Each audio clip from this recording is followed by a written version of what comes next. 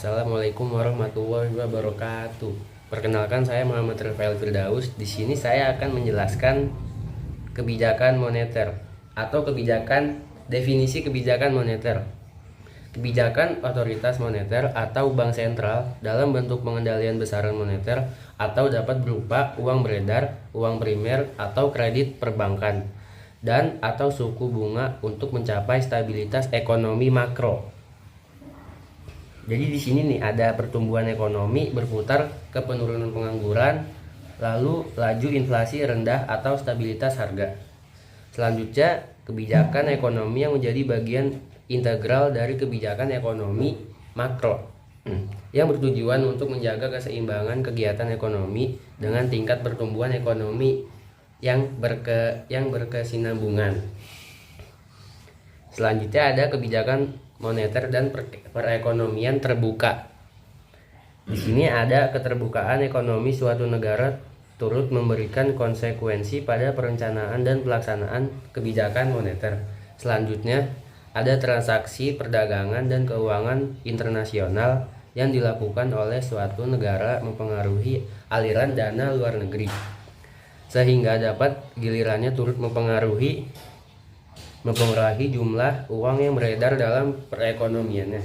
Dan yang terakhir ada konsep trilema kebijakan atau impossible trinity, menjelaskan bahwa suatu negara dihadapkan pada salah satu sisi dari segitiga pilihan kebijakan atau pengelolaan nilai tukar, kelulusan arus modal, dan otonomi kebijakan moneter, sebagaimana ditunjukkan gambar di samping. Jadi di sini ada gambar segitiga impossible trinity.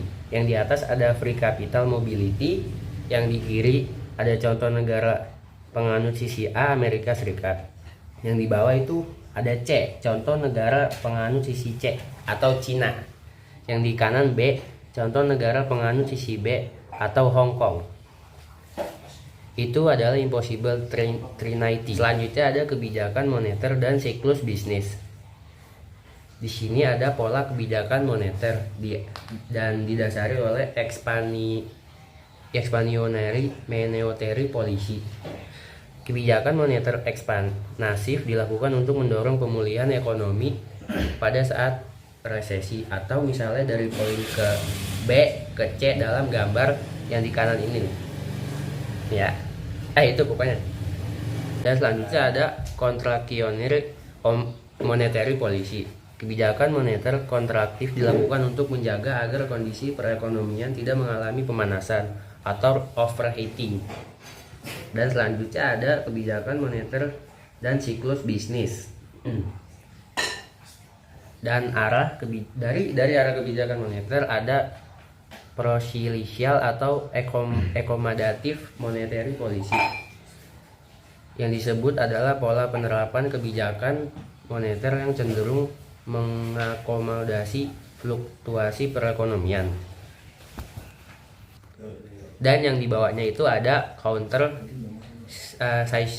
cyclical monetary policy. Pola penerapan kebijakan moneter yang secara aktif bersifat memperlunak perkembangan kegiatan ekonomi yang cenderung menuju titik balik ekstrim. Dan selanjutnya itu ada penentuan respon kebijakan moneter. Yang di awal itu ada penentuan respons kebijakan moneter yang diawali rule based policy. Yang disebut penetapan kebijakan dilakukan dengan merespons kondisi yang sedang terjadi, sebagaimana telah diperhitungkan dalam formulasi penetapan instrumen kebijakan yang telah dilakukan sebelumnya. Di bawahnya ada discretion based policy.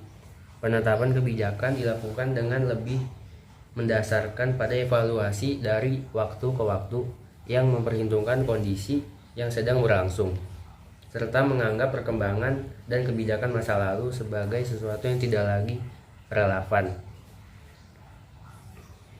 Dan selanjutnya itu ada kebijakan moneter Indonesia dari tahun 1945 sampai 1998. Sekian dari saya. Itulah dari definisi kebijakan moneter yang bisa disimpulkan dengan singkat. Terima kasih. Wassalamualaikum warahmatullahi wabarakatuh.